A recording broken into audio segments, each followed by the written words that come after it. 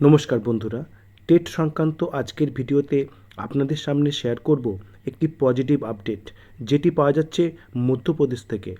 জানা যাচ্ছে মধ্যপ্রদেশ সরকার সুপ্রিম কোর্টে টেট বিষয়ে রিভিউ পিটিশনস ফাইল করতে চলেছেন।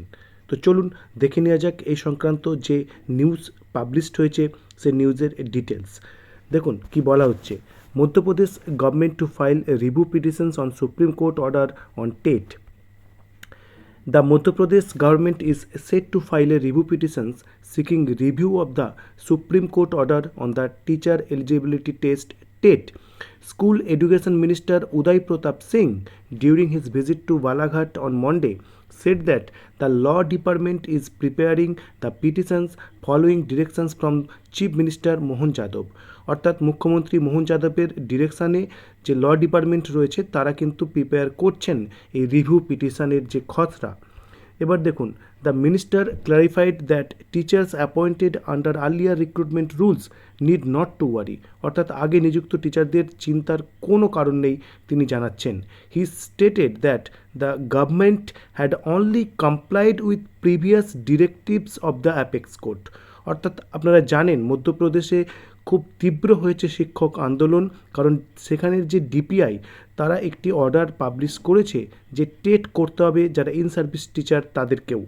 তো এই বিষয়ে ব্যাখ্যা কী দিচ্ছেন শিক্ষামন্ত্রী, যে তারা শুধুমাত্র সুপ্রিম কোর্টের যে প্রিভিয়াস অর্থাৎ 1 সেপ্টেম্বর 2025 যে অর্ডার সেটিকে শুধু কমপ্লাই করেছেন, এরকম একটি বক্তব্য। তারপরে দেখুন কি বলছেন, but will now present its positions through a review petitions. কিন্তু বর্তমানে তারা কি করবেন, তাদের যে পজিশন সেটি রিপ্রেজেন্ট করবেন রিভিউ পিটিশনস ফাইল করার মাধ্যমে, যেটি অবশ্যই একটি পজিটিভ বার্তা। অর্থাৎ এই ধরনের যে টেটের বিজ্ঞপ্তি দেওয়া মানেই সেই যে গভর্নমেন্ট তারা যে টিচারদের এই সমস্যার থেকে মানে হাত তুলে নিল, এরকম কিন্তু ব্যাপারটা নয়। অন্তত এই নিউজে আমরা সেটা বুঝতে পারছি, যেখানে কি বলছেন, but will now present its positions through a review petitions. এবং এখানে তারপরে যেটি উল্লেখযোগ্য বিষয় দেখুন, in light of the pending matter teachers are urging the government to withdraw the order issued by the directorate of public instructions DPI to conduct the examinations until a final verdict is delivered by the court.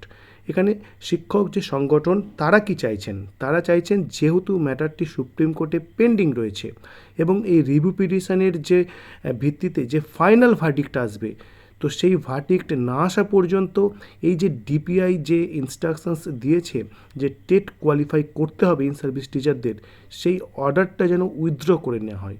যদিও সেই order withdraw করে নেওয়া হবে কি না সে বিষয়ে কিন্তু এখনও পর্যন্ত কিছু জানা যাচ্ছে না। তো আপাতত যেটি জানা গেল যে মধ্যপ্রদেশ সরকারও কিন্তু সুপ্রিম কোর্টে টেট কেসে রিভিউ পিটিশনস ফাইল করতে চলেছে। এবং আপনারা জানেন উত্তরপ্রদেশ এবং উত্তরাখণ্ড এবং তেলেঙ্গানা এবং অন্ধ্রপ্রদেশ এবং আপনারা জানেন পশ্চিমবঙ্গ তো রাজ্য কেরালা, এরা কিন্তু রিভিউ পিটিশনস ফাইল করেছে।